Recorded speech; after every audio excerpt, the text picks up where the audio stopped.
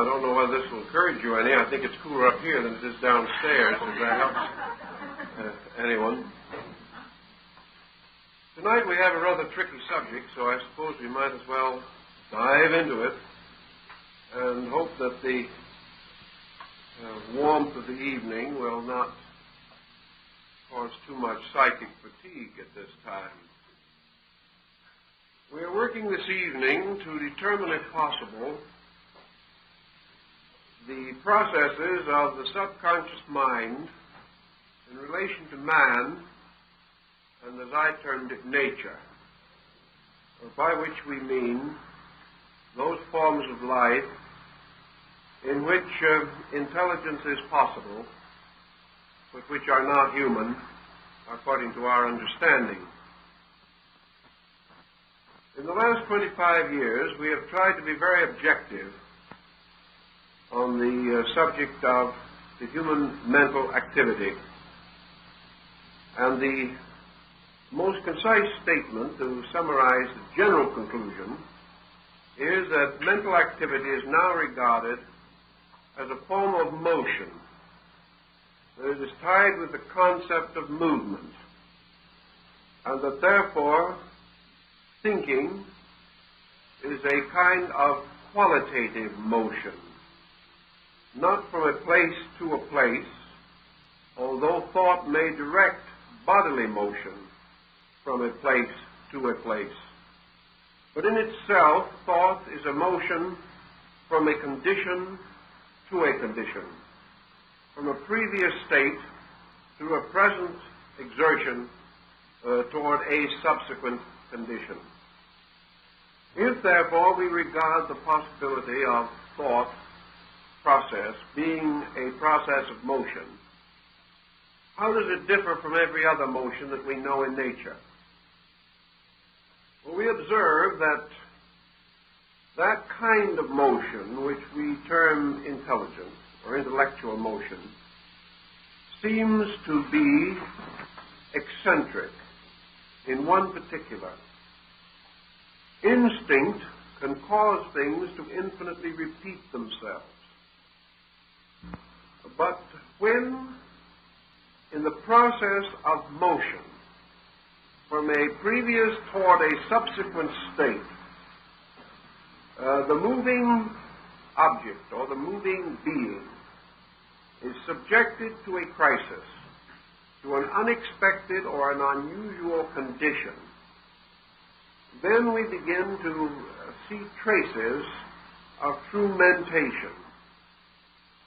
Thus, we have come to assume that the mental processes are most easily distinguished when habitual procedures become inadequate and the individual is suddenly confronted by something new, by a problem not previously solved, or one certainly unexpected in the situation in which it arises. We immediately observe that under such conditions, the individual is capable of a kind of activity by which he increases the total intellectual substance of himself. He is able to do that which previously he could not do, or shall we say, previously he had not done, and about the doing of which he was previously unaware. Thus, emergency, or the challenge of the new and the unusual, these most clearly reflect and reveal the existence in man of a creating, solving, intellectual power or faculty. The question then naturally arises, is such a faculty evident or present elsewhere in nature? If mentation is associated with motion, if it is in some way a flowing, and motion itself is purposed, and we must assume that motion is purposed, movement has to have reason. It has to fulfill a requirement, meet a need, express a desire. Things do not move simply for the sake of moving. They are moved for purposes or for reasons. And the Greeks began to study the substance of motion, to distinguish between the types of movement that could be noticed as things self-moved or things not self-moved, or things apparently motionless in the midst of motion. About the latter group, the Greeks themselves had serious misgivings. They doubted if anything was actually immovable, unless it might be deity itself, which could be immovable because inhabiting all dimensions, there was no direction in which it could move, being total life in itself. But if motion is in some way a proof of the presence of intellectual energy, then may we not advance the possibility that all motion, whether it be in animate things or inanimate things, reveals a certain amount of intelligence. The French Academy in the last century sought to discover the nature and substance of intelligent energy, and they finally came to the conclusion that energy did show certain rudimentary forms of intelligence. If we wish to assume that the materialist has a strong case, and that we can no longer depend upon spiritual overtones to explain man, then man's intellectual life must arise in his energy field. Intellect must be in some way a production of energy, or a production of motion. Now we observe that in motion, all things moving are governed by laws of their kind. The flight of the bird is not merely an accident or an incident. The flight of the bird is the result of the coordination of innumerable factors. The bird is constructed in a way in which its flight is possible. It instinctively and inevitably becomes consciously aware of its own flight possibility. And whether it has any thought about the subject, we do not know. But at least it instinctively flies. And that there has to be a certain education involving mind potential would seem likely from the fact that the parent birds have to teach the young birds to fly, and that the bird resists this education to a degree and must gradually be indoctrinated with the rudiments of the kind of life to which it belongs before it assumes the full responsibility for flying, which is its natural right. Also, we find that all types of creatures, we can say, possess instinct. But this instinct, in most instances, is more than the mere repetitive process of doing what has always been done. Most animals can react to emergency. Most animals show, if only to a rudimentary degree, the possibility of personal solution to problems. Perhaps they have to be heavily indoctrinated before this is possible. Certainly they do not as immediately rationalize as man does. But experiments with various types of animals, even reptiles and fowl, have indicated that these creatures can be taught. And they can be taught largely by the most common inducement that nature has, and that is the inducement for food. Thus, most creatures will learn to solve the riddle of how to supply themselves with the food necessary to live. And under the tremendous stimulus of need, they will develop ingenious capacities and abilities to gain this food. Experiments in comparative psychology have shown that birds, animals, reptiles, rodents are very easily taught certain procedures. Now, the psychologist points out that while the animal or reptile or bird can be taught, it then establishes a kind of habit pattern and will usually abide by that pattern, lacking originality or lacking the ability to work through the type of equation which distinguishes the human mind.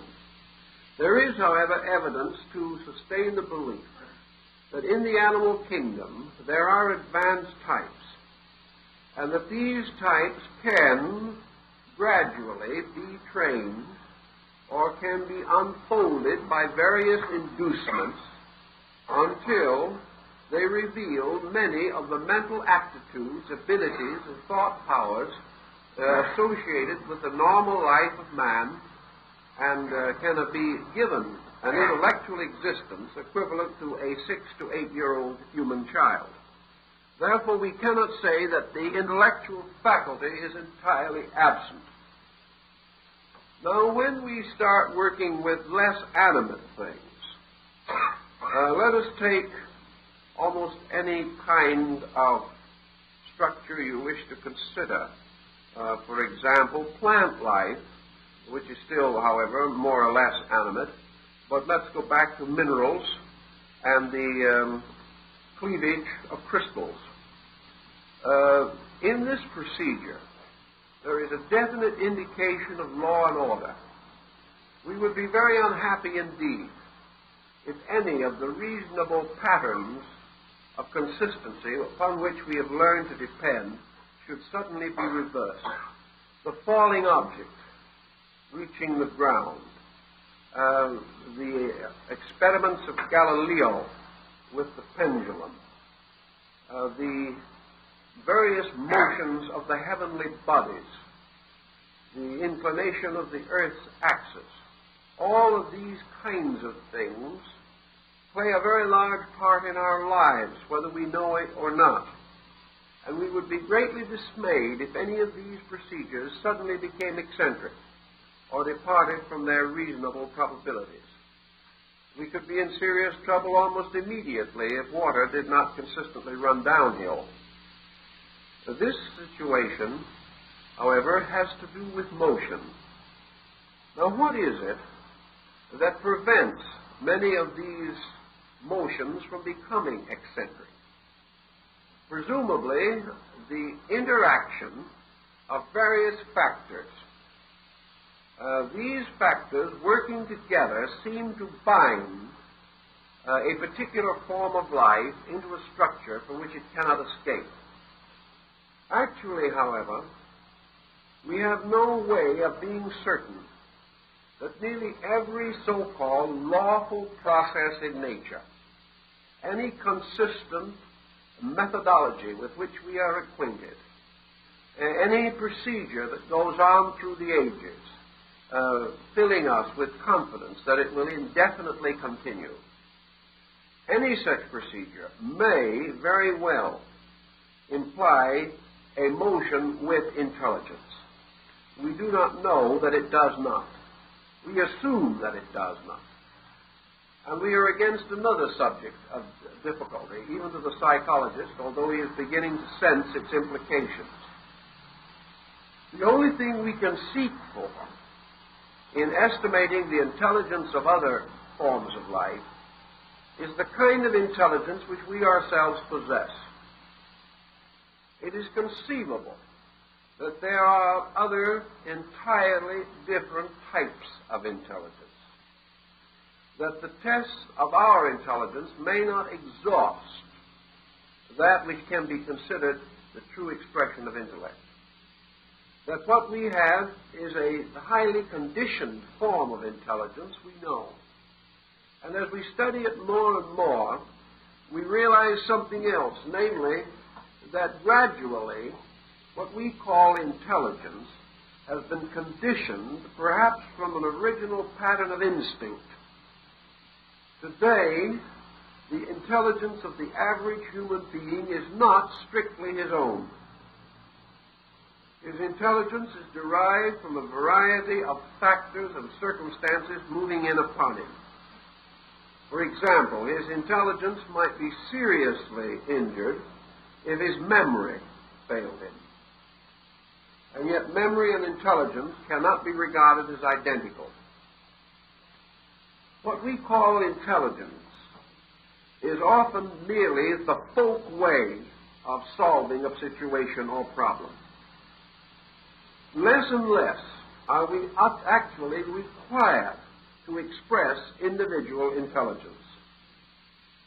Thus we live in a comparative security resulting from common processes which we share together and about which we have a broad acceptance without understanding.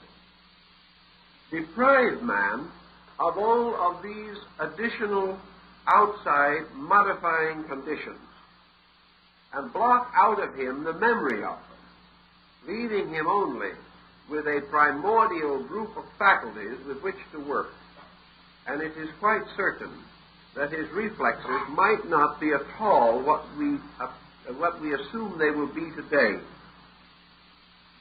Thus, intelligence to us is schooled, trained, and educated. It is influenced by propaganda, advertising, promotion. Our minds are subtly, constantly impregnated with ideas that are not really our own, and about which perhaps we have very slight true knowledge. We see this more and more with the gradual disappearance of individuality. The great struggle of the person today is to retain his own individual position in mental existence, and he is having ever greater difficulty doing this. He is finding heavy penalizations on such procedure. The easy, the inexpensive, the efficient way to live today is in complete conformity with broad patterns of acceptance. This conformity is not true thinking. It is not really very different from instinct. Instinct perhaps arises in the blood of things, conformity in the experience of things. Instinct may be a pressure from within us, but conformity is a pressure from around us. And it is difficult to say whether instinct or this pressure constitutes the more lawful cause or dynamic behind activity. We must, generally speaking, accept the fact that the average person thinks only in emergency and gradually protects himself more and more against such emergencies as may cause thinking. Thus, in matters of originality, we have always a poverty in times where intellectual energy is not individually developed. We are style conscious. We are habit conscious. We allow other people to make up our minds in almost every detail for us. Perhaps this is a kind of collective thinking, but if so, what does it actually amount to? Is it essentially different from the collective type of thinking which perhaps made certain social existence possible to the savage, and also, as instinct, perhaps still dominates a large part of the animal and plant worlds? We know that plants have a certain ability to discriminate, to sense value, and that, among other things, they will struggle desperately to reach light, to reach nutrition, or to survive by adjustment to very difficult situations. Thus, survival, in one way or another, seems to drive all things on. And the primary motion in nature is the motion towards survival, towards continuance. a will to live. Now, can a creature totally without mentation have the instinct to survive? This has been a very moot question. Whether, for instance, the little vine that struggles out of the dark cave and finally manages to throw one feeble branch into the light where it can secure a necessary form of life, does this little plant know that it is striving to live? Perhaps it does not know. If it does not know, is this important? Does the fact that it does not know its own motive detract from the intellectual validity of the action? If so, where does this leave man? How many human beings know what they think with? How many human beings can actually give an absolute definition of mind? None up to the present time. How does any individual explain his own thought processes? How much do we know about the basic and rudimentary motives or instincts or impulses which we seek to gratify? The plant, struggling to orient itself in an unhelpful or almost impossible situation, struggles to survive. We say it isn't intelligent because it doesn't know why it is struggling. Man is struggling to survive. Does man know why he is struggling? If you had to sit down today and decide in your own consciousness why you are doing what you are doing today in terms of a long-range purpose that is important, well, what would your own conclusions be? Would you have any reason that you could give for your immediate struggle to live a little longer? Why do you want to live a little longer? Is there anything important that you are doing? Is there any important reason for your continuance? You are seeking perhaps to do some common good. As a nation, we want to live a little longer. Why? What is the average American citizen's vision of what he can do toward the condition of his country 100 years from now? Has he any concept of such thinking? Or is he living completely in a series of motions, the substance and essence of which he does not understand very much better than other more primitive forms of life? Man can talk about these things more volubly than any other creature. But having talked, has he said anything? And if he does say anything, does he know what he is saying?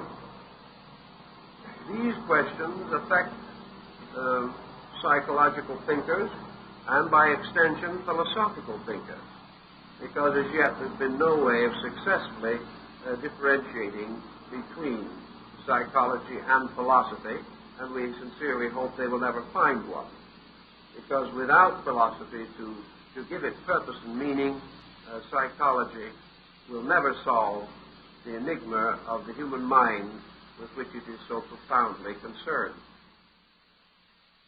The ancients were not aware of our utilitarian perspective on things, but they also had certain essential concepts which they held to be valid.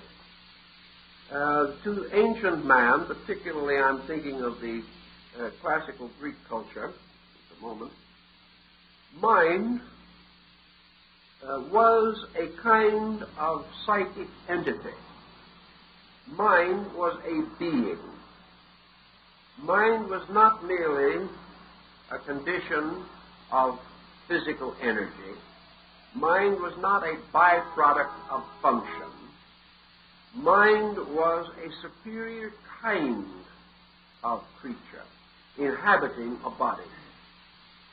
The Greeks represented this in several ways. They conceived at the root of things the existence of a universal mind. And this universal mind they regarded, if not as deity, at least as one of the primary attributes of divinity itself. The universal thinker was the demiurgus, or formator of the world. A universal mind moving from itself, accomplished all of the works of creation purposefully. These works were according to the mind of God, according to the will of God. There was at the root of all life intellectual purpose. The nature of this purpose might not be immediately available to man. It was not given man that he could read the mind of God, but it was given to divine mind that it could know the workings of the parts of itself. Therefore, while man could not fully understand God, God, representing the totality of mind, could understand or accept or differentiate, rationalize concerning the infinite diversity of creatures within its own substance or composed of its own nature. Thus, a mind apart from matter, but forming a partnership with matter under certain conditions, was to a large degree the classical man's approach to the psychological problem. And as we go on today, digging more deeply into mental phenomena, we are becoming more conscious of its profundity, less inclined to regard it merely as an incidental part of physical phenomena. Even the modern psychologist of the Western school, who is not particularly given to abstractions, has become amazed and intrigued at the dimensions and proportions of the mental universe. He is discovering, for example, that whereas he thought the physical world was a great and wonderful place with almost infinite opportunity for research and consideration and, unfortunately, for exploitation, he has discovered that the mental world, as it is unfolding to his consciousness today, is infinitely greater than the physical world, that it has infinitely greater potentials, that instead of it merely being a fragment of something, it is far more complete, far more all-embracing than the physical life with which he has previously been concerned. It is now dawning upon him more and more that physical existence is the consequence of mind in action. Instead of the mind being a byproduct of irritation and the cerebral nervous system, what we call mind is really the cause of the nervous system. That behind physical matter is this tremendous impulse, a rational, reasonable, conscious impulse. That this impulse projects body. That evolution is not the growth of form, but the growth of mind through form. That growth is not really merely the expansion of body, but the unfolding or ideating of energy. That the plant that is unfolding its leaves is bearing witness to flowing energies. That everything that we have previously regarded as purely physical is suspended from a life principle. And psychology has become intrigued with the possibility that this life principle is best understood as mind. Unfortunately, however, we are at another impasse. We are moving in the right direction, but we are too much inclined to love the idea of finality. Each new discovery we make is ultimate, and we have to reform and revise our thinking periodically. Even though we finally lift the veil of matter and discover mind, we must yet lift the veil of mind, because we certainly have not come to the end of our search for these sovereign realities that are at the root of existence. Mind explains many things, but the more we explore mind, the more we realize we need something else which will explain mind. At the moment, we're not too concerned with this because we're having too much trouble and too much excitement analyzing mind. But by degrees, we come into the continuous realization that mind can also be sick.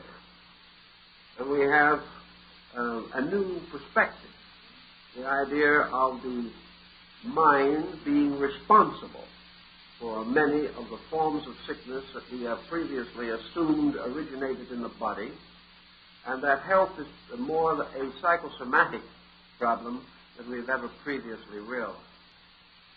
If, therefore, we assume that mind can be distorted, can be sick, we come a little bit in the direction of Buddhism. We come to Buddha's basic affirmation or thought, namely that you cannot trust mind any more than you can trust body as a solution to all mysteries.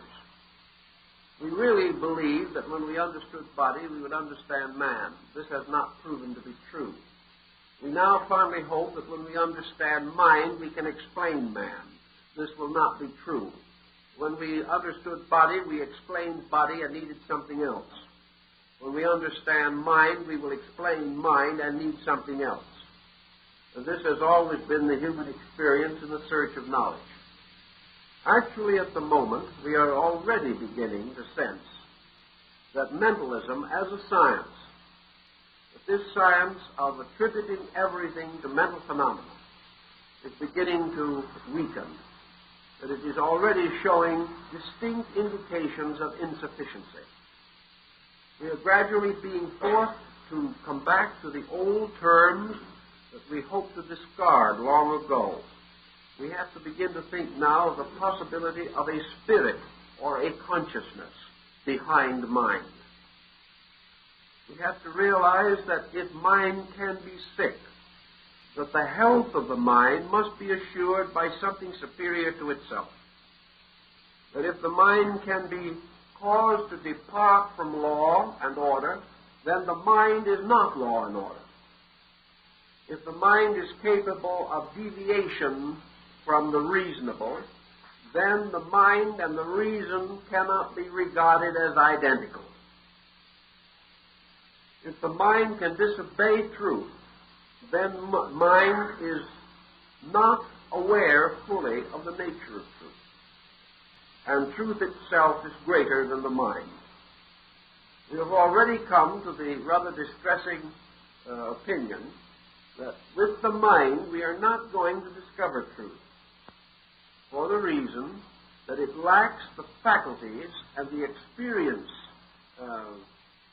breadths and depths by which it can experience totality. And what it cannot experience, it cannot know or define. Thus the mind becomes again a link or a stepping stone to something else. And we have to go further and deeper in our search for the true explanation of things. In the quest, however, for a solution to our mental life, several schools of psychology have come into existence, each with somewhat different attitudes, each with somewhat different findings. And these differences themselves remind us that where difference of opinion can exist, absolute fact is not yet attained. For had we actually the truth, we could no longer be in a state of uncertainty or conflict or opinion. The reason we are in opinion is that the fact is not actually commonly available to us. The various types of consciousness with which we have gradually come to be concerned may be divided in several ways. We'll use one very simple division now, which will serve the present purposes adequately. We can say we have a conscious mind. That is, a mind that is focused on the level of objective awareness. It is the kind of mind in which there is no mystery. Or at least there is only one mystery and we never worry about it. And that is the mystery of why it's there in the first place. But the common conscious mind is that with which we can reasonably explain things. It is the mind with which we commonly know things. It is the mind with which we daily live. There is nothing too mysterious about it. For instance, we have a certain attitude. We wonder why we have the attitude, and the moment we wonder, we realize that we read it in the paper or that a friend told us, and we know how we came to possess this particular opinion. Or we can trace the functions of this mind to adequate antecedent causes. And we also can assume with reasonable certainty that its consequences will be consistent with its present directives. Thus we have no mystery, no great problem. But then there is another part of mind with which we are not nearly so familiar. And that is a mind which seemingly locked within us and below the threshold of our common experience seems to throw constant pressures into our lives. This kind of mind is full of mystery because it causes us to do things we do not understand and often to do things we do not want to do. It contains within itself depths which we cannot easily fathom and frequently results in temperamental, personality problems which almost frighten us. It is in this part of thinking that we suddenly realize that we do not know why we do what we do. We do not know the moment in which some further excess, some unexpected, even terrible thing may arise within us. But there is a kind of thinking which we cannot control, which arises spontaneously within us.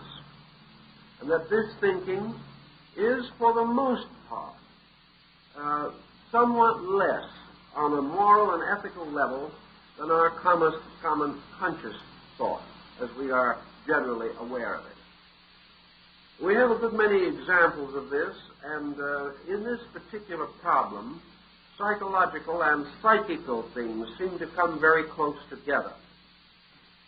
We observe what has been psychically referred to as obsession, in which it seems as though another being or another personality takes hold of us, and that we seem to, in most instances, find ourselves in servitude to a pressure, a kind of being that is inferior to our normal selves. It is not uncommon to have cases come in of individuals who regard themselves as proper moral persons. Yet under the certain pressures of these obsessional situations, morality disintegrates. These individuals become crude. They become dissipated, profane. They become guilty of conduct which outrages their normal and natural attitudes and sensibilities. Yet apparently they have no power to control these pressures that move in upon them. Nearly always it has been observed that where these pressures move in, that they are inferior to the total personality. They represent apparently fragmentation within the personality, in which certain parts only manifest themselves. And these parts are not equal to the total personality from the standpoint of ethical or moral or spiritual levels of achievement. So out of the mystery of it all, and out of thousands of years of observation and reflection relating to myths, legends, symbols, ancient allegories and experiences, the fairy tales, the folklore, all these things, there has come a strong realization that there is within man a kind of subconscious mentation, something that represents a different level from that with which he is commonly acquainted. That this level is very difficult to bring under the control of the conscious mind. And that into this background, as into some filing system, into some deep closet of remembrances, will be stacked away innumerable impulses and instincts which are not commonly drawn upon, but perhaps through the kind of associationalism attributed to the Mills, certain present conditions can force the subjective material into objectivity, temporarily at least. It is as though the mind had a strange remembrance of attitudes and qualities, and draws forth out of its own recesses ghosts like those that haunted the castles of medieval Europe. So man has a ghost world within himself. And this ghost world, which is behind the threshold and below the threshold of his ordinary living and thinking, can involve itself in his conscious affairs very much to his detriment, particularly if he develops strong neurotic or frustrational tendencies. All this we more or less recognize and know, and I've only tried to summarize it briefly because we have another purpose, really, which we're going to get around to presently, and that is to analyze as much as we can certain of the procedures that are now in popular use or in popular usage to solve these psychological phenomena. For example, we are told today in psychology that one of the most important things is to ventilate, is to bring up this submerged or concealed material and achieve a certain psychological catharsis. That we must get these frustrations out into the open. If we can only move them into the open by preventing them from continuing to build up within the individual, then we can, to a very large measure, help to restore his normalcy. In other words, the great struggle today is towards an extroversional state. Now, this is a charming thought. It's wonderful to live in a world of extroverting people, but it can be a little complicated. And I think the complication arising from our present psychological position and involving much of our educational program and considerable of our industrial and general social context, that this is wrong, that we're getting into serious trouble. Actually, the solution to man's problem is not extroversion. I cannot see how we're going to solve this by every individual doing everything he feels like doing, because most of the things that he feels like doing have not been very good up to now.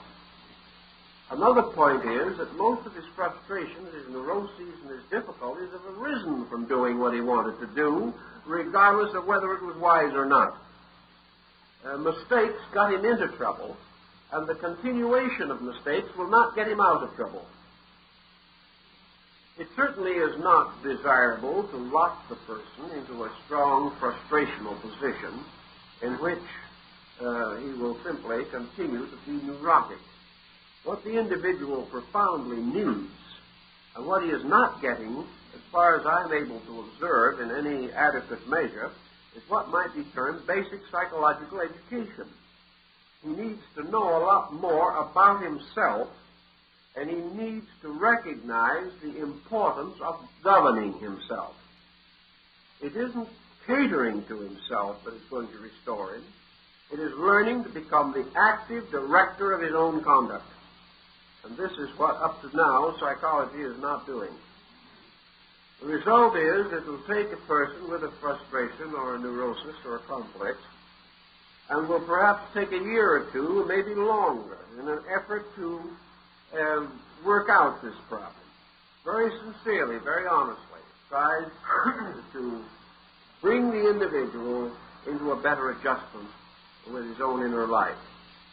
But the trouble here is twofold, however. First, the average patient will not stay long enough with the practitioner to get a complete recovery, even from the problem he is at present suffering from.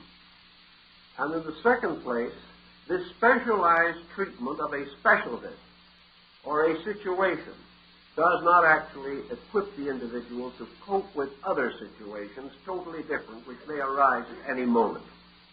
The great need is for a solution to the basic problem of the problem, rather than an attempt to solve individual problems by themselves. The individual is much in the position of the man in medical school. He works at first from charts, and he learns where all the structure and organs of the body are located. Then he performs his first dissection and finds nothing is where he thought it was going to be. He cannot develop a sufficient theoretical knowledge to enable him to solve all of his problems without certain recourse to essential facts. And in psychology, essential facts are abstract and difficult to test. And it is very essential that the search be made for them with all diligence. When the child, for example, is being brought up under the new psychological attitude of being a complete extrovert, the family is no longer able to endure the child. Neither is the neighborhood in which the child lives. The child that is undisciplined is a misery to itself and a misfortune to others. Now, we would think that people observing this would then take a greater interest in their adult relationships with discipline. We would begin to suspect that mature persons would say to themselves, the good life is the disciplined life. It is not important that I gratify every impulse and every instinct that I have, because this program of constant and continuous gratification is habit-forming. And when it is continued long enough, it destroys all determination, all inclination, all regard for discipline. Today we are gradually becoming one of the least disciplined people on earth. And as a result of that, our resources in emergency are strongly affected, in this case adversely.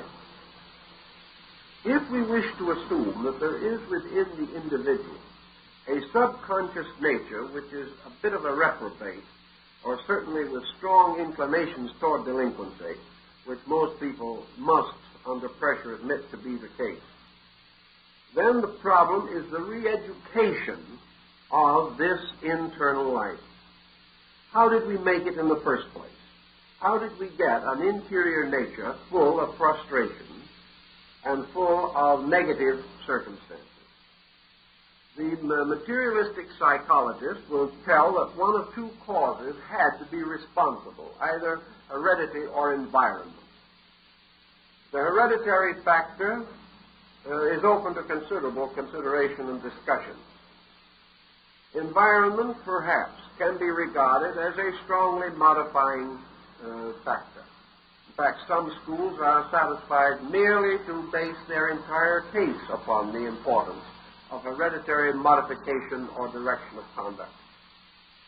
All right, let us assume that the adverse influences of childhood, the circumstances of the broken parental home, the failure of intelligent guidance, indifference to child needs, perhaps poor nutrition, perhaps all of the neurotic and psychotic pressures of adults moving in upon the child. All of these things help to make the child sick. Now, if we wish to assume all this, we come to a dangerous situation as the child grows up. We have written an elaborate bill by which we have justified this child in being impossible. We have made it obvious to the child that its conduct is not its own fault, that it is a victim of circumstances, that it is rather well headed for disaster, in spite of anything it may do. There is, of course, the prevailing possibility that if this child, now grown to adulthood, and being the victim of his ancestors, is willing to further be a victim, but to the tune of several $1,000s for therapy, he may in time work out of this ancestral complex. It may take him years. He may have gone through many tragedies before he even discovers that such a correction is indicated or possible. I am quite convinced that in our philosophical system of thinking, our basic understanding of man, that this procedure is not sound. There are cases where it can be used effectively. But to trust the entire hope of the final mental normalcy of our race upon this concept is not wise. We've got to get into this matter a little further. I think the Chinese have a good deal of information to give us. If, for example, a child can be adversely affected by environment and be conditioned by forces moving in upon it, the adult in later life can in various ways affect its own internal life in the normal and proper courses of living. If wrong attitudes have made us sick inside, right attitudes can assist us to correct this sickness. Now, we were not made sick under the supervision of a physician. Our bad attitudes were not carefully calculated for us.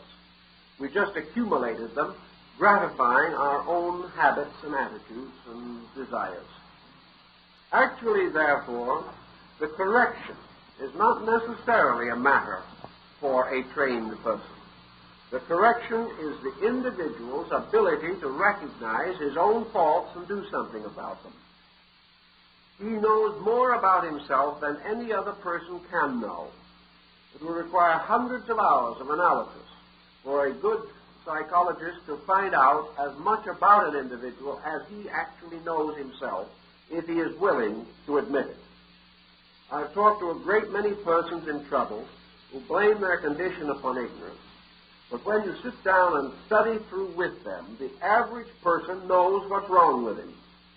He also knows why he's in trouble, and he knows it's his own fault. These things he does not want to admit under normal conditions, but in professional relationships he will frequently admit this. This being an admission which he will make and can make, his remedy and his correction lie within his means. It is a problem of the re-education of the attitudes and practices by means of which he got himself into trouble. This means almost certainly that the individual has to take over the administering of his own life and thought. He says, all right, well, how am I going to do this? Is it necessary to have a very elaborate formula for such remedying? I do not think so.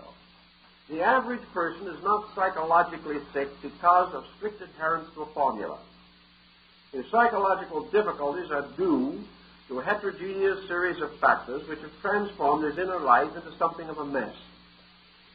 It is therefore perfectly possible for him to gradually reorganize his inner life, straighten it out by recourse to certain values that are available to him. One thing that he has to recognize is personal responsibility for conduct. It was his own effort that got him into trouble. It is his own effort that got him where he is. And it is his own effort that must result in the remedy or improvement of his state. He gradually worked himself into a disaster. The answer lies that he must gradually work himself out of that disaster. He requires no more than the ordinarily available knowledge of his kind, unless he has reached a point in which he is mentally diseased and must come under the general heading of psychiatry. But for psychological difficulties, in their various stages of development, the individual can, if he so desires, solve most of them for himself with the instruments and tools generally available to him. Now, there are two important instruments with which he can operate. One is religion and the other is philosophy. Both of these are of great antiquity, and both of them were calculated originally in their natural way to meet the very problem with which he is confronted. Man's religious and philosophic life has been autocorrective to his personal neurotic tendency since the beginning of recorded thought. Nearly always you will find the worst-oriented individual is the one in whom philosophy and religion are deficient, or in which they have been perverted to fanaticism of some kind. A person with a strong, solid, honorable, spiritual, or philosophical conviction is seldom out of his depth. It is therefore the general decline of man's spiritual life, particularly his philosophical insight, that we can at this time observe the rapid increase of his psychological difficulty. Psychology has become powerful and important in a century in which man's spiritual and philosophical values in the West have constantly and consistently declined. This means that man, in neglecting the development of his own internal life, has made himself subject to sicknesses of neglect. When he neglected hygiene, he was subject to the plagues. When he neglects mental hygiene, he will be subject to the peculiar plagues that result from this form of neglect. And unless he takes hold of the situation himself, he cannot really achieve a solution. Religion attacks one of the most basic problems of psychology, and that is fear. Fear is present in a great many, an overwhelming number of cases where psychological pressure is present. Fear is man's lack of personal confidence. Fear is the individual's sense of futility, the sense of the magnitude of the circumstances around him and the inadequacy of himself. Fear, philosophically, cannot exist in any nature in which there is a strong statement of values. Fear can only come where faith is weak. And if faith is strengthened, fear is weakened. Thus, in the basis of all of our internal sense of normalcy, we must have this victory of positive faith over negative fear. How shall we achieve this in our common experience in life? We must achieve it, perhaps, through re-education of values, through reorientation of our own attitudes toward life. Confucius gives us a rather interesting and important guide to the solution of our problem. He points out that the great trouble with most persons is that when they desire education, they choose a subject and master it, thus gaining insight into a subject. Having gained this insight into the subject, they then become distinguished as an exponent of the subject and remain miserably ignorant in everything else. The result is that we have the great philosopher, intellectual philosopher, who simply does not know how to make a living. We have the great artist who cannot get along with his relatives. We have the successful businessman who cannot get along with himself. We have the person who attains to great rational understanding but is never able to control his own temper. All of these eccentricities, these inconsistencies, are the result of the individual attempting to master subjects instead of attempting to master his own relationship to life. Instead of mastering a particular theme, it is first necessary for him to master the principle of learning. The beginning of the secure, normal life of man is the attainment of what Confucius calls the superior state. The superior man, according to Confucius, is simply one in whose life the performance of an inferior action is impossible. It's not a case where he's fought it out with his own conscience and won.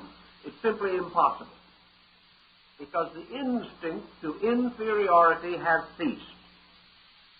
And by the instinct of inferiority, we mean the instinct to live below the level of recognized value.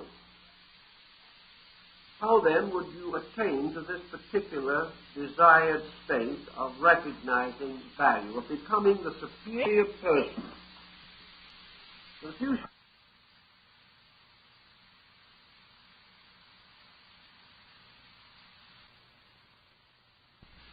It must be through the real pleasure of pleasing to do these things. So Confucius pointed out that the thing to do was to forget the problem of getting better. And in his school, which he ran for a number of years after he retired from public life, Confucius simply forgot all about making people better. Rather, he taught them to enjoy themselves doing good things. He taught them to enjoy writing good poetry. He taught them to enjoy riding horseback well. He gave them opportunity to share in music, in art, in artistry, and in drama. He sat with them and played musical instruments, and they sang together, and they enjoyed it. There was no emphasis whatever upon being better. There was merely the realization that if you were a Chinese gentleman, you enjoyed good poetry. And so, being desirous of being a gentleman, certainly, you enjoyed good poetry. At first, perhaps you knew nothing about it, but gradually, through familiarity, you did learn something. Then you studied the classics. There was no talk about being better. You were simply being exposed to culture. You were being exposed to value. You were gradually developing new standards of taste. These standards of taste you accepted because they were associated with the people you respected. You recognized that the great poet and the great scholar in China was an honored individual. He was a superior kind of person. Therefore, there was much inducement to share in the honors and recognition which he received. No discussion of being better. Simply the process of naturally growing. Not trying to lift some part of your nature. Not saying, I will control my temper if it kills me. Or it probably will kill you. But rather, I will write great poetry. I will love good books. I will walk out in nature and enjoy the sunset. I will enjoy good things and beautiful things. And I will like to be with people who are by nature noble and virtuous and honorable.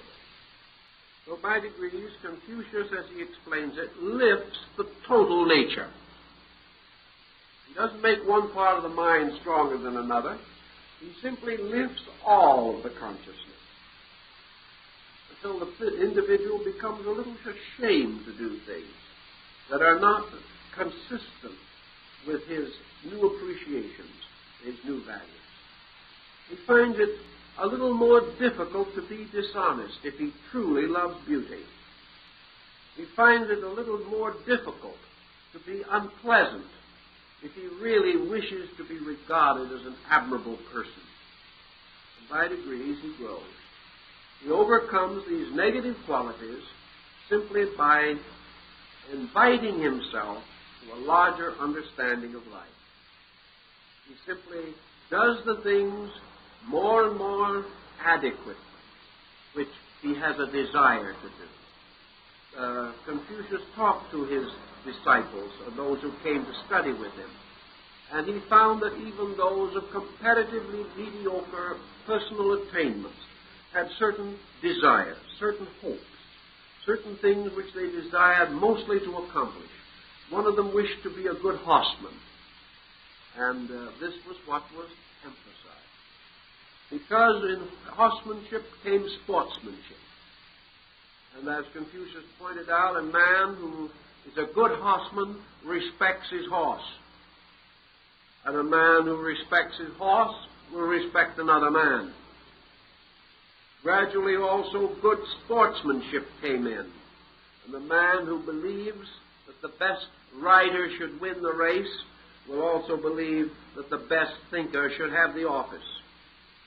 He will also believe that merits become more important. He will not be envious of those who succeed, but will rather try to fit himself to succeed, because he understands the principle of good sportsmanship.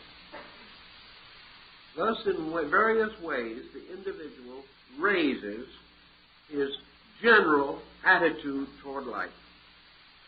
He raises his attitude by directing his activities toward worthwhile things.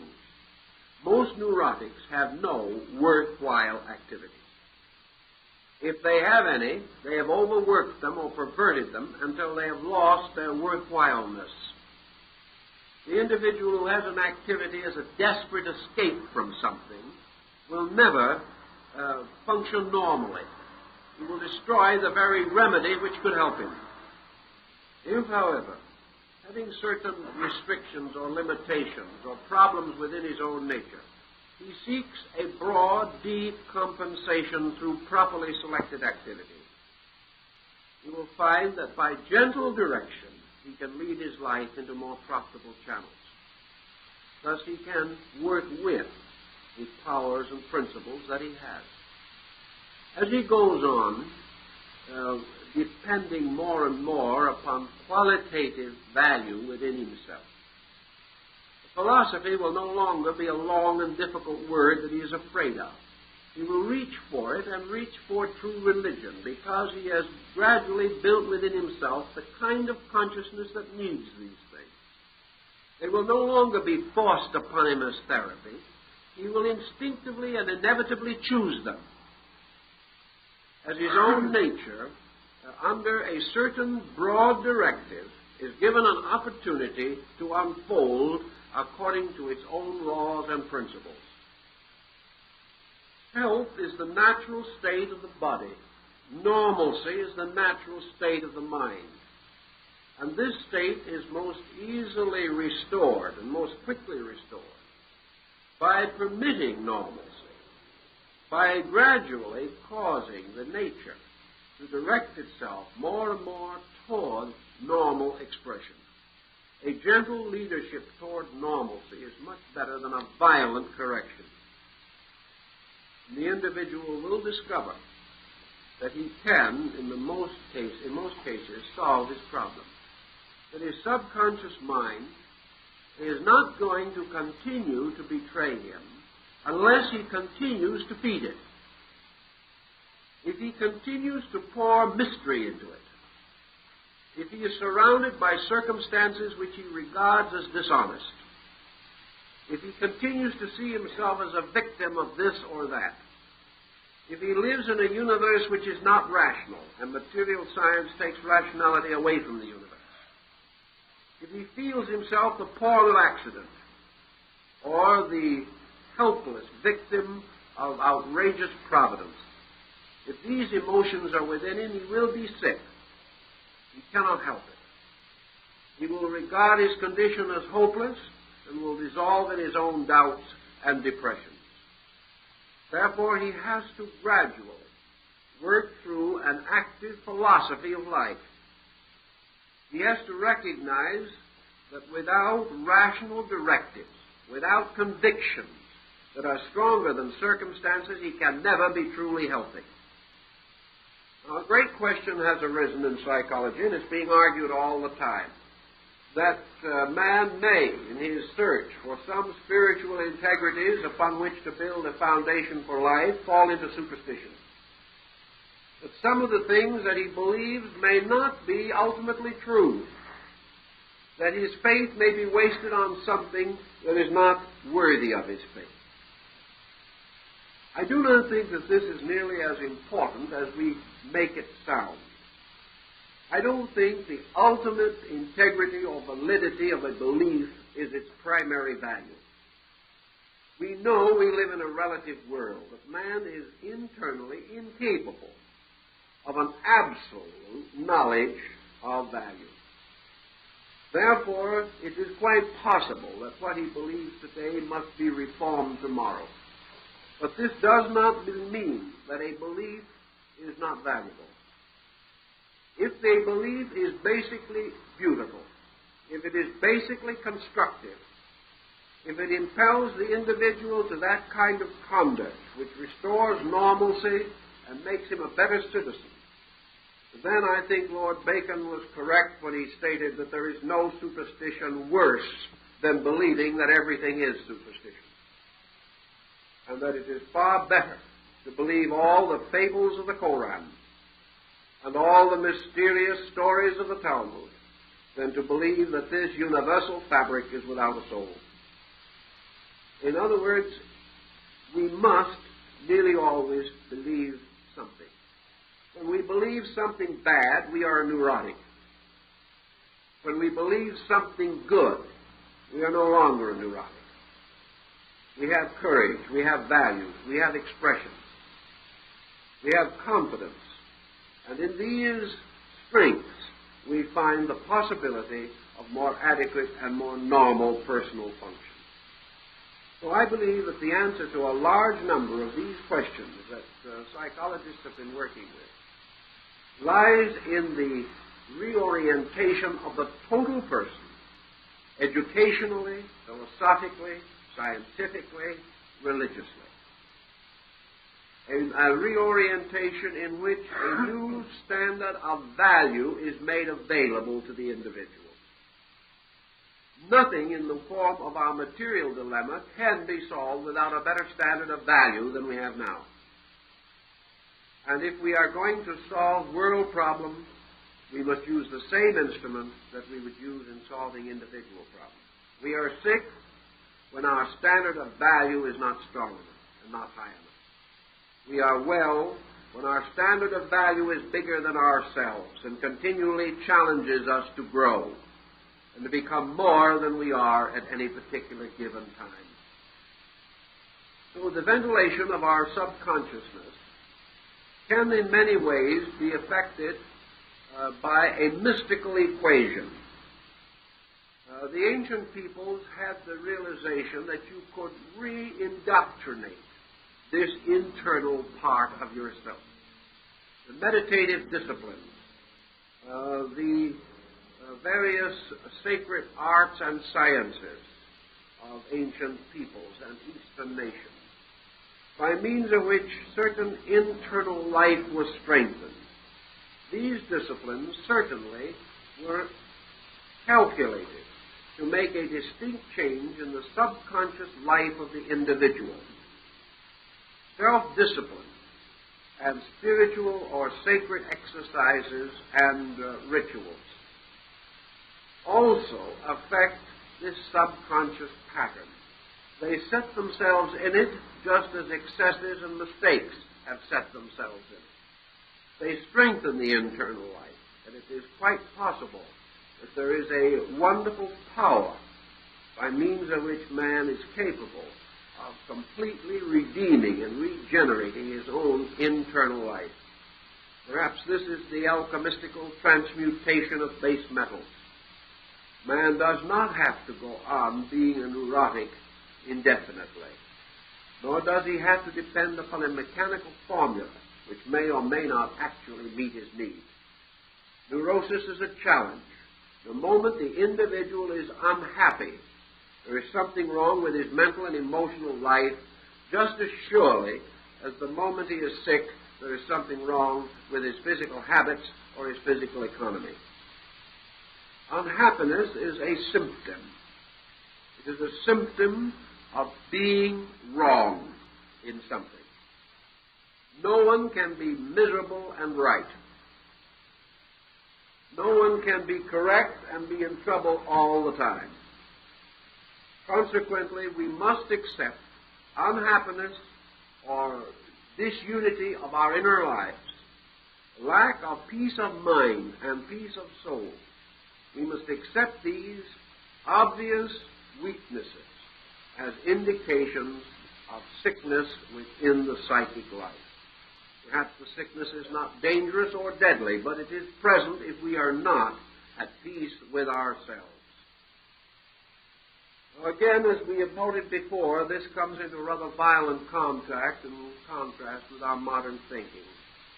We are more or less taught today that irritation, frustration, neurosis, these things make better people. That we must have a big fight on our hands all the time in order to spur us on to what? To the hypothetical achievements of the future. I heard someone not long ago point out that if it was not for this tremendous dissatisfaction, this desperate struggle to be what we are not, the whole race would go to pieces. Well, if we struggle much more, we will go to pieces anyway. We're not going to achieve the end that we want. It depends on what we want. if we want a competitive civilization that is going to go on and on and on, becoming more difficult, more expensive, and more frightening through the ages, until scientifically we involve ourselves in some fantasy more incredible than modern scientific fantasy fiction, if we just want to go on struggling for unknowns and perhaps hazarding our own survival, we can do so. But that we should assume that the continuation of misery is the justification for living is basically wrong. It's based upon the idea we've always been uncomfortable and therefore we might as well get used to it. We have today in the United States more than 1 million persons mentally sick. But there's no use telling these people to get used to it. Nor is there any use in telling them that they are splendid martyrs on the field of progress.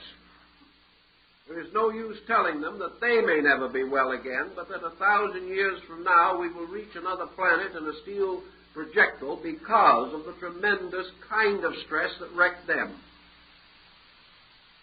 This type of thinking is absolutely invalid, and yet it's the kind of thinking that is dominating too many people's minds today. Actually, any form of psychology, any form of sociology, any form of so-called progress, which is essentially detrimental to vast numbers of persons, or detrimental to one sensitive human soul, cannot be right.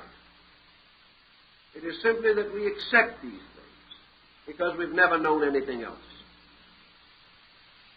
Now, we must face some such a situation as this, and we must also, if we believe, as we do believe, in the presence of justice, in the presence of universal good, reality, truth, in the existence of a sovereign purpose and plan behind all things, if we believe in principles that are real and valid, we must sometime recognize the importance of living what we believe. And the moment we start living these principles, because we believe them, we will find that our psychological conditions will rapidly improve. The subconscious of the individual can just as easily be a repository of good as it can be a repository of fear and doubt and anxiety. Now, how can we achieve this in terms of subconscious projection? Again, the Taoists of China have a very interesting concept, and that is the possibility of the visualization of a transcendent state of self. An individual, for example, who develops a bad complex, continues through a period of time to build up a delusion. That delusion, finally taking over the subconscious form of or nature of his being, forms a kind of entity in the psychic field. You can call it a psychological obsession, if you wish. It may not be the kind of demon that they talked about in the Middle Ages, but it certainly exercises a demoniacal force upon the person who has permitted himself to build up this psychic parasite in his own nature.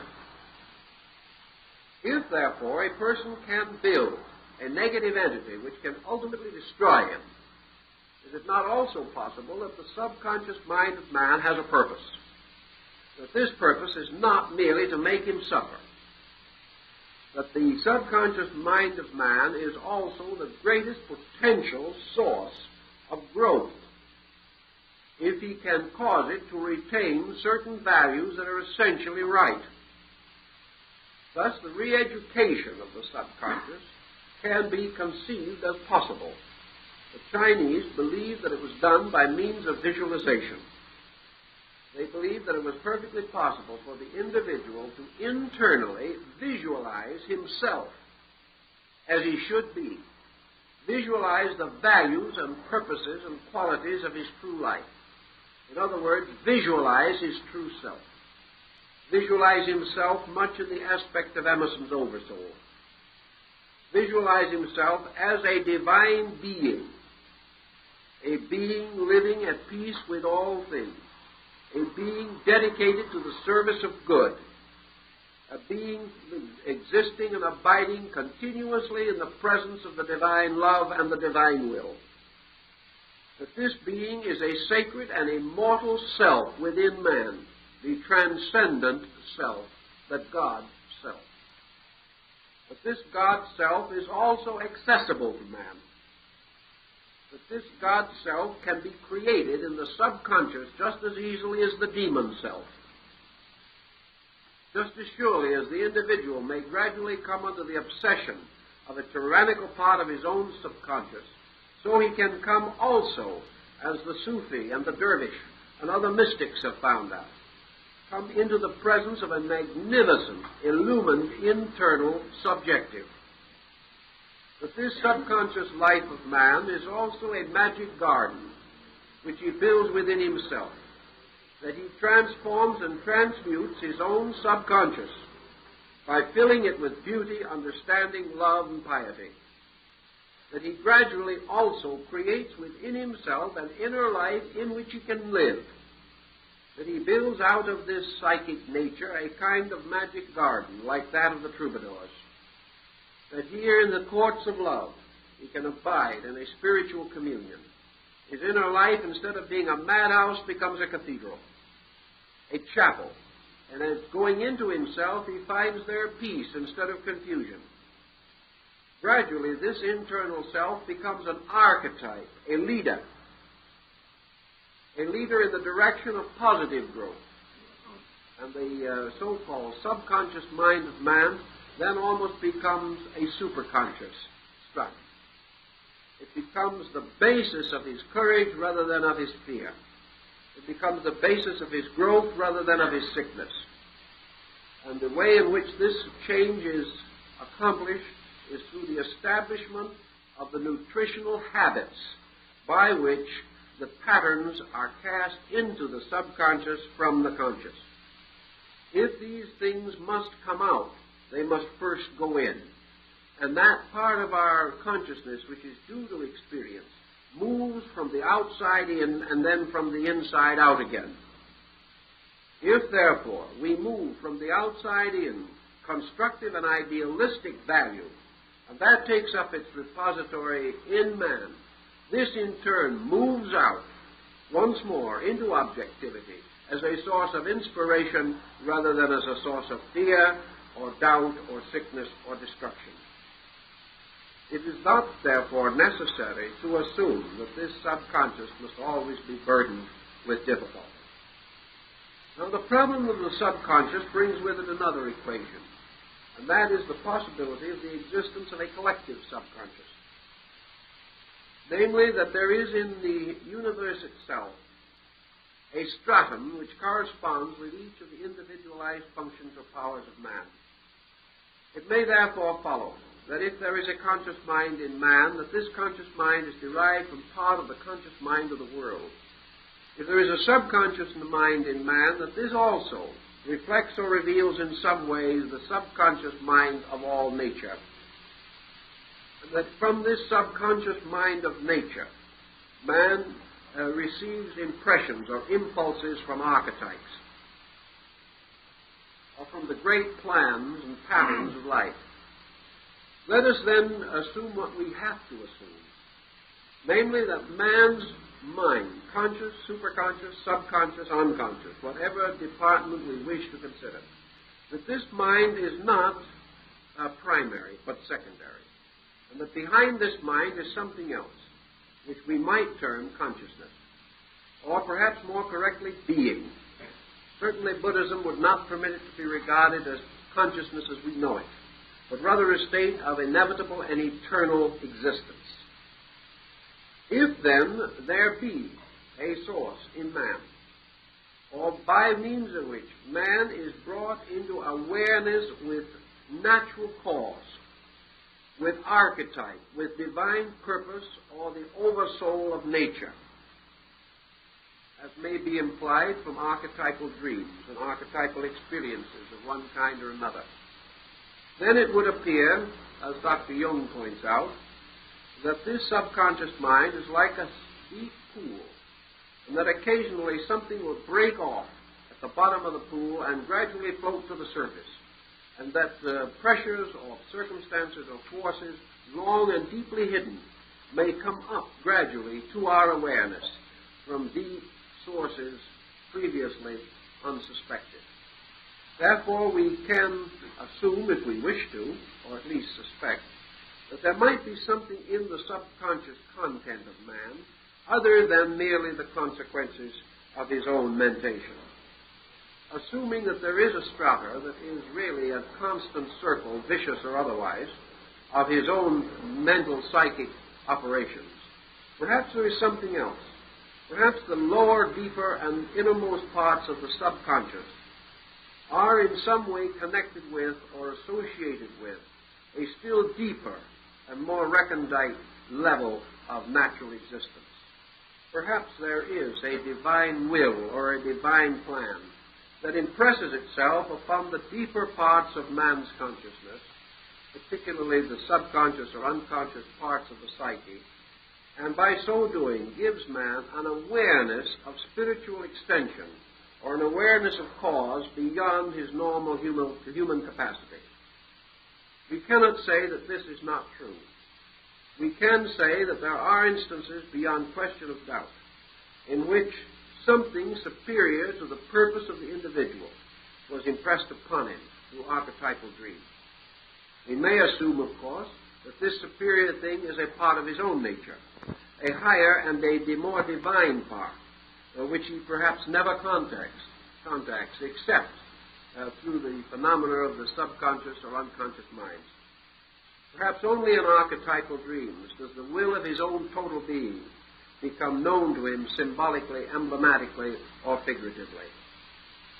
This is conceivable, but perhaps does not essentially change the major pattern with which we are concerned. This pattern has to do with the general perspective which we have toward life itself.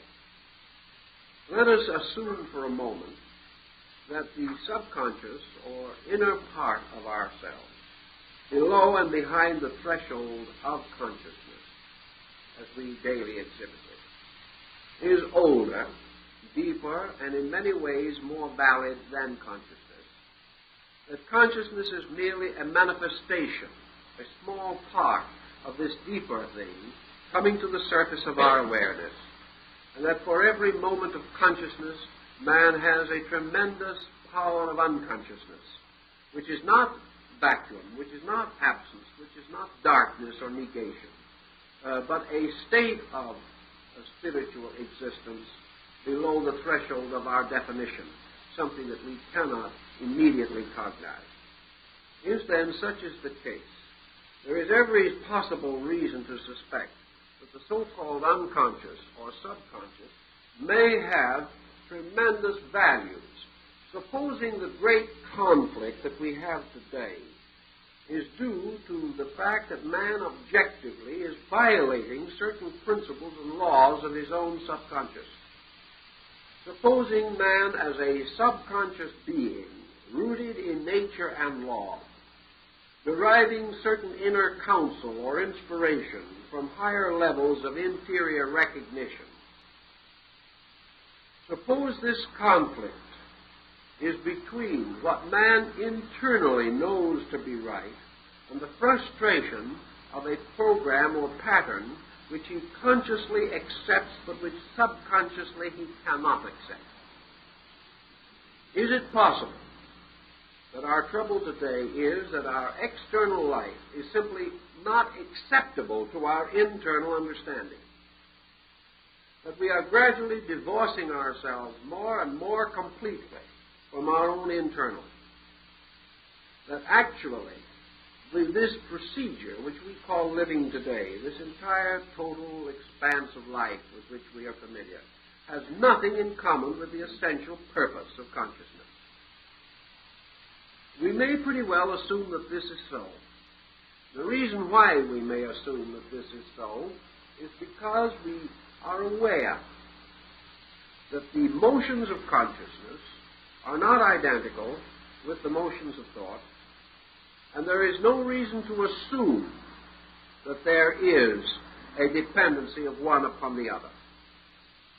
If man has an existence as a spiritual being, if he has an existence as a unit within the total consciousness of a universal being, if man has any consciousness superior to that of the material sphere in which he exists, then this material sphere and its concerns must be comparatively meaningless to that superior consciousness.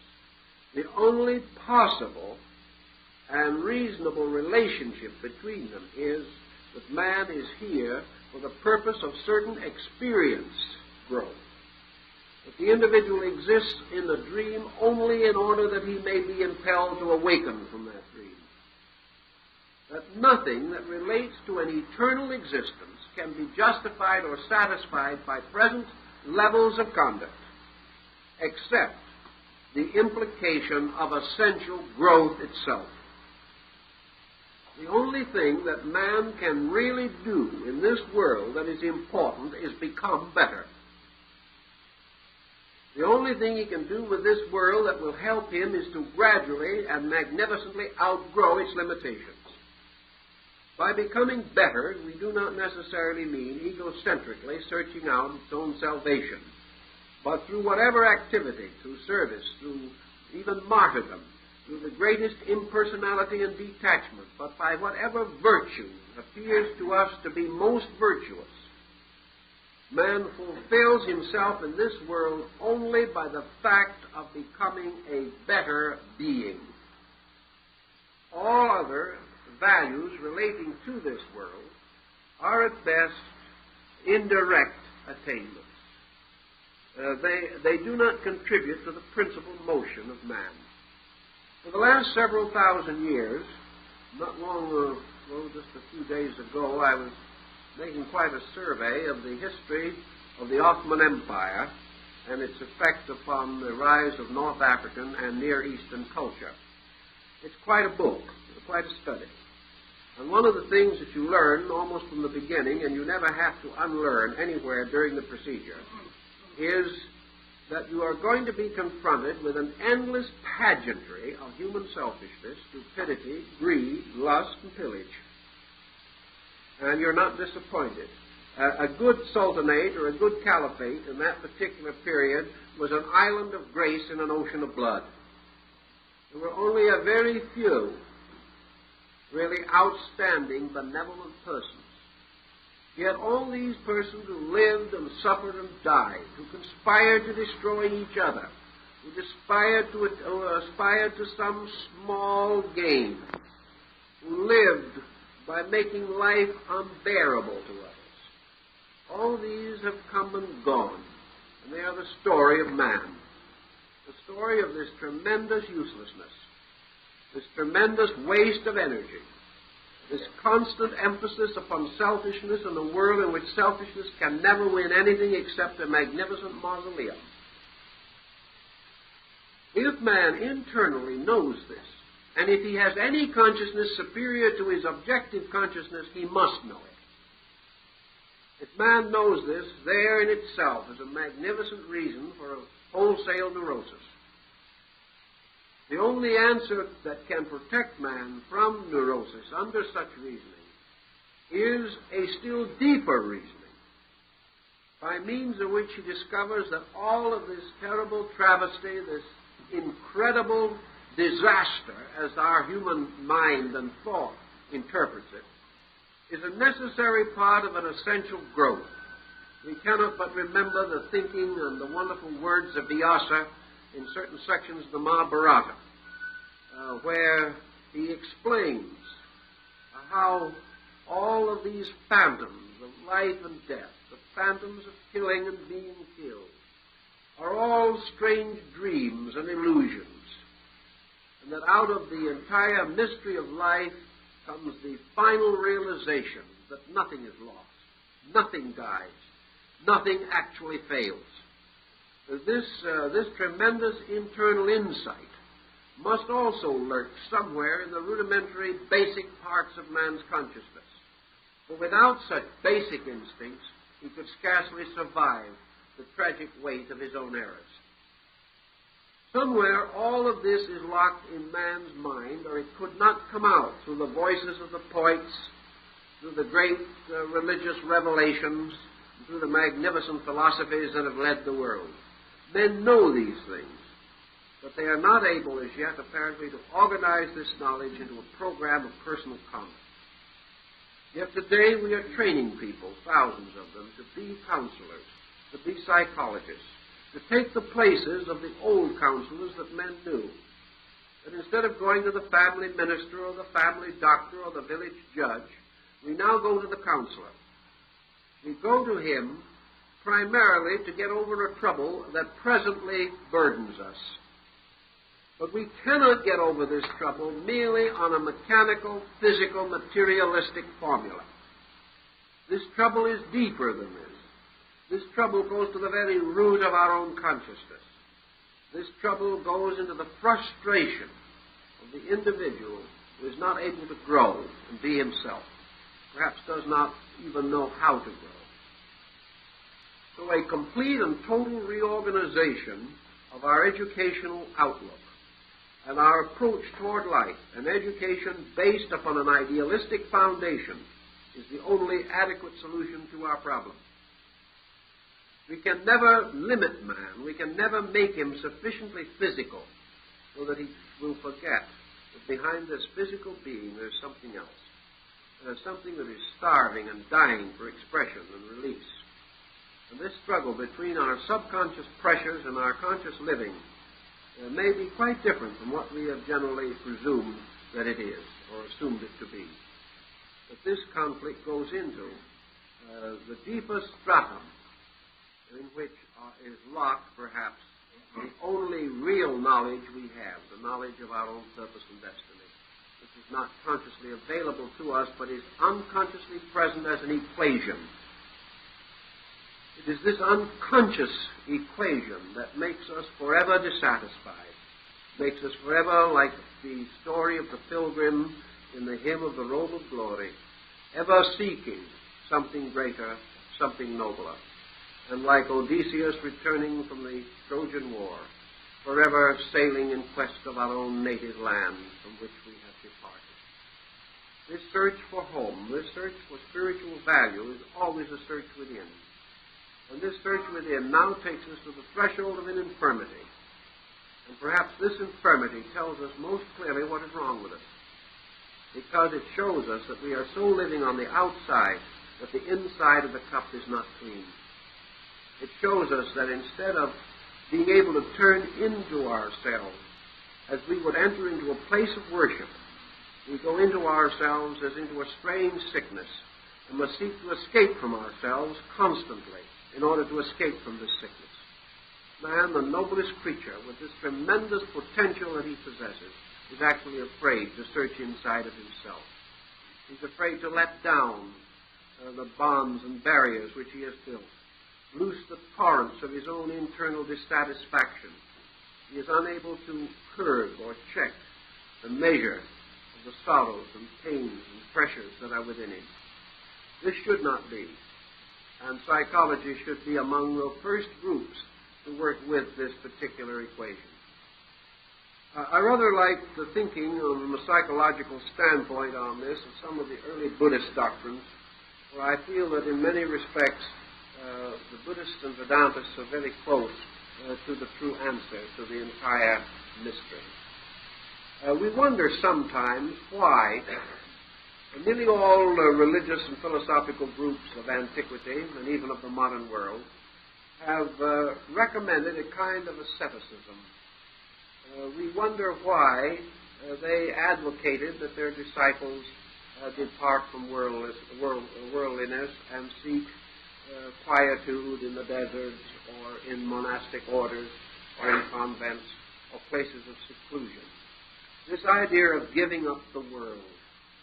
I think what they were striving after was to release the sensory life of man, which is locked so tightly upon objectives. As long as man thinks, lives, and feels in terms only of things around him, he will never escape from the vicious fixation in which he is captured. he is going to constantly be the victim of this vicious circle.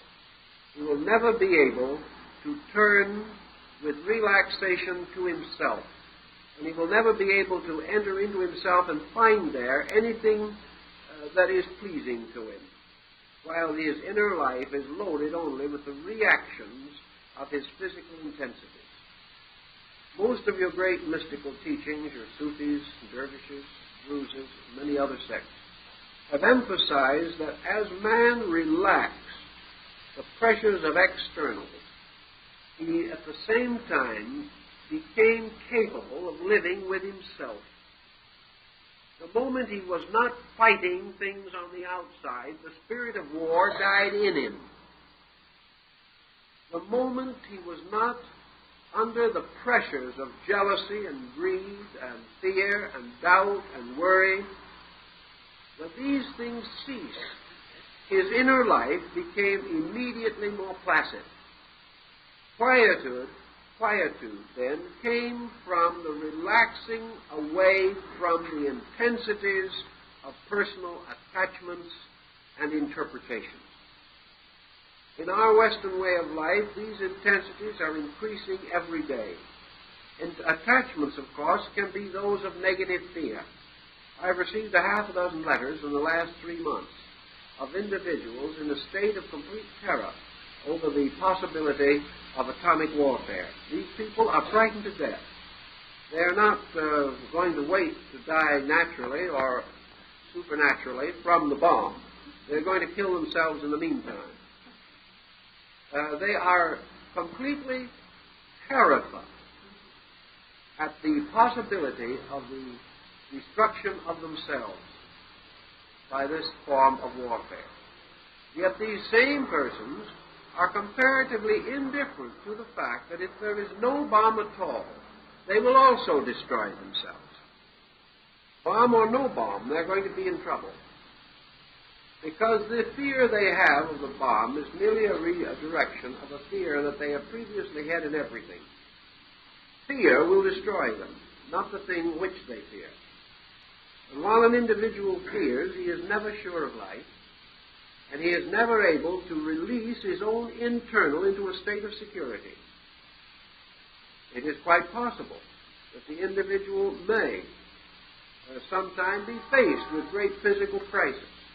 But if he is, all the more reason why he must have his internal resources intact with which to face it. Fear will never accomplish this. Yet persons who do not live well are afraid to die. Yet these persons may be committing suicide with their own thoughts. But because they are thinking the way they want to, this suicide is a perfectly acceptable prospect. All this must change if we are ever going to solve anything. And the way in which it must change is that the individual will either be forced by nature, and perhaps through the very instrumentation of something like the atomic bomb, or by some other factor. Man will be required by nature to break away from his unhealthy over-addiction to phenomena. He will be shown by nature that he cannot invest his happiness all in external things. He cannot depend for his existence upon success, as he calls it. He cannot be satisfied only by those things which belong to his own external life. As long as he is willing to trust himself to the fate of externals, he will rise and fall with these externals. He will be impoverished every time the stocks go down.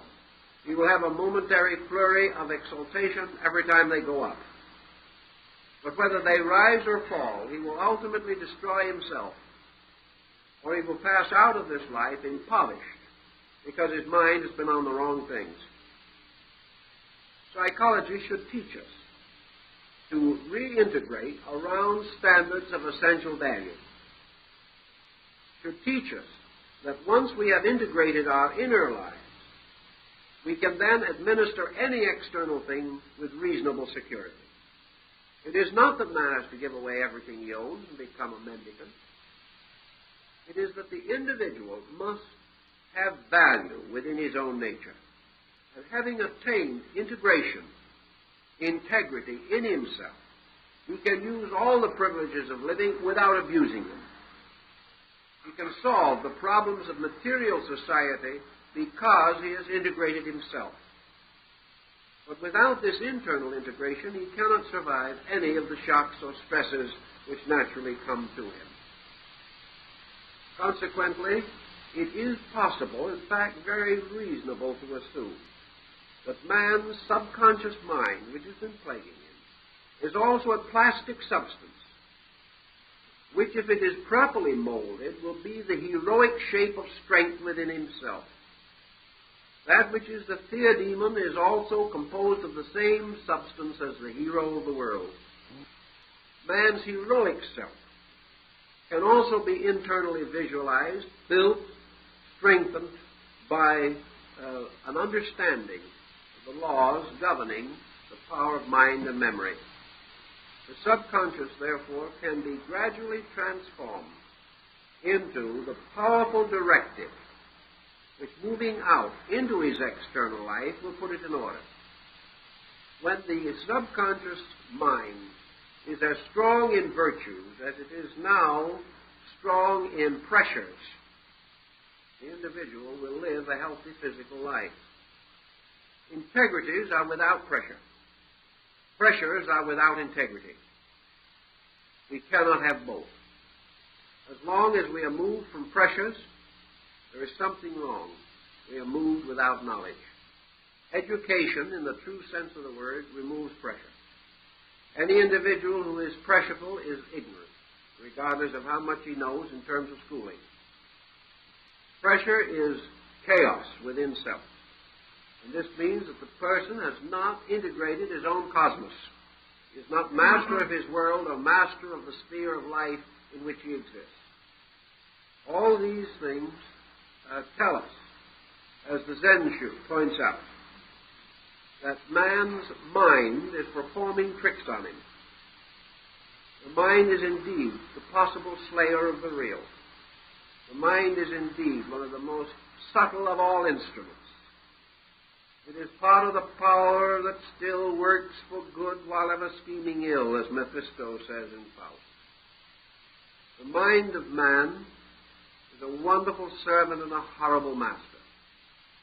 The individual who gradually gains achievement or victory over the various doubts of his own intellect will find mind a wonderful instrument for the accumulation of experience. But until this mind is honest, until it accepts experience without distortion, until it records facts without prejudice, until it escapes from bondage to ignorant superstition and fear, until it is honorable in its registering of values, and there's no longer merely catering to the weaknesses and insecurities and immaturities of human nature. Only when it is mature can it serve man. Now, the maturity of the outer mind is not possible. Maturity does not lie in the objective consciousness of man, because this consciousness simply records. This consciousness is now. This consciousness is the kind which gives us the records and evidence of immediate happenings. The present consciousness of man deals with news, as the press tells us. The subconsciousness of man deals with history. And the difference between news and history is rather obvious. All news is gradually becoming history. All history has become news in some time or other. But the important thing is that history is a pattern. It is a consecutive record of news. It is news made moral by reflection. It is news made spiritual by the revelation of the effect of cause and the cause of effect. It is news, therefore, brought into something that can be philosophically examined for the purpose of contributing to the well-being of the individual now. If Adolf Hitler had really studied history, he would never have permitted himself to be a dictator. It is news that the conscious mind records. In the subconscious, this news becomes history. It becomes the basis of philosophy. It becomes the basis of contemplation and reflection. In the subconscious, we have the records of the consequences of things we have done. And we are constantly being plagued by the proof that negative attitudes can only destroy. We have therefore much to learn from it, much to gain from it, if we use it wisely. But if we continue to drift in our old accustomed ways, permitting ourselves whatever excess of thinking may come along at the moment, and then run merely to the mental physician in time of emergency, we will be in almost continual emergency. We have, to a large degree, conquered the ailments of the body. There are a few that still must be conquered, but we are beginning to suspect that those that have not been conquered belong to the sphere of the mind, and that is the reason we have not previously been able to conquer them physically. We believe that many ailments, difficult to diagnose, difficult to prescribe for, are actually psychologically founded within the conscious life of the individual. In any event, we are gradually going to work out diagnosis and therapy on the level of mind.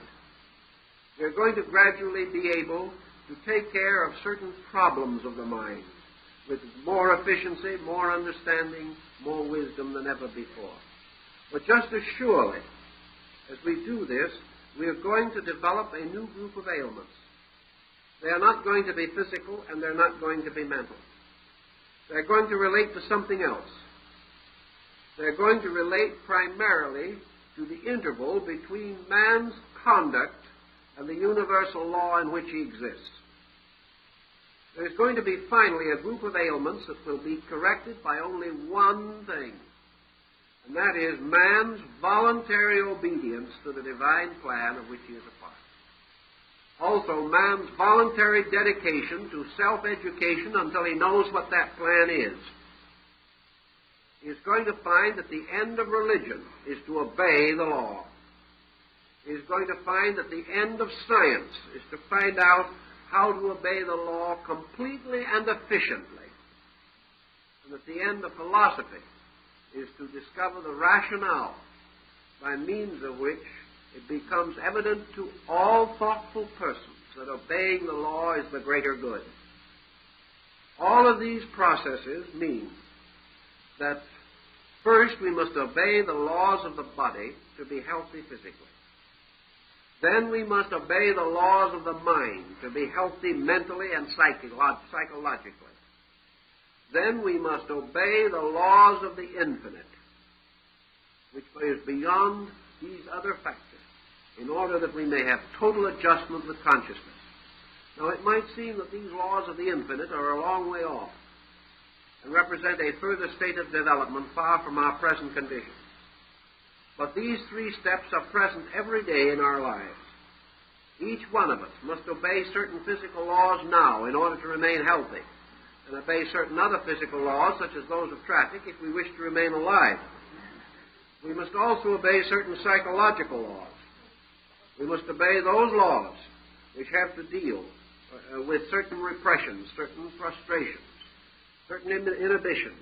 If we do not permit ourselves, for example, to get rid of our grudges, get rid of our animosities, and begin to hold some rather kindly, pleasant, and constructive thoughts about things, very rapidly we get so sick we cannot endure ourselves. There are laws here that we have to obey now. There are also spiritual laws which we also have to obey now. And those laws have to do with the great basic motivations of why we do anything. We should not obey physical laws merely in order to stay well, nor should we obey psychological laws merely in order to stay sane. It is our privilege and our magnificent opportunity through our understanding to obey all laws for one value beyond all of this, namely that these laws reside in the love and wisdom of God, and that to obey universal law is to prove that we love and respect God, and that we do these things not for fear of punishment, nor hope of reward, but because it is natural and proper for the human being to worship the Creator and the great creating power of life in which he exists through the simple obedience to the will of that Creator, who tells us through his revealed saints and prophets, if you love me, keep my commandments. And this is the basis of health, that we are good and are wise and are noble, not because we primarily wish to be healthy, but because we wish to be right, because we wish to worship truly the creating power of life. And if out of this power and determination to worship, if out of the natural love of God we do all things well, then whatever other needs we have, psychologically, emotionally, and physically, will naturally move to their own solution. If we search first for the kingdom of heaven and its righteousness, all other things shall be added unto us. And if when from right motive we keep the rules of life, we shall then, as a byproduct of this right motive, enjoy health, happiness, and peace of soul. These are the things we should be learning. These are the things our teachers should be telling us, because this is the way which not only leads to our own security, but to world peace, the brotherhood of man, and all the good things that need doing.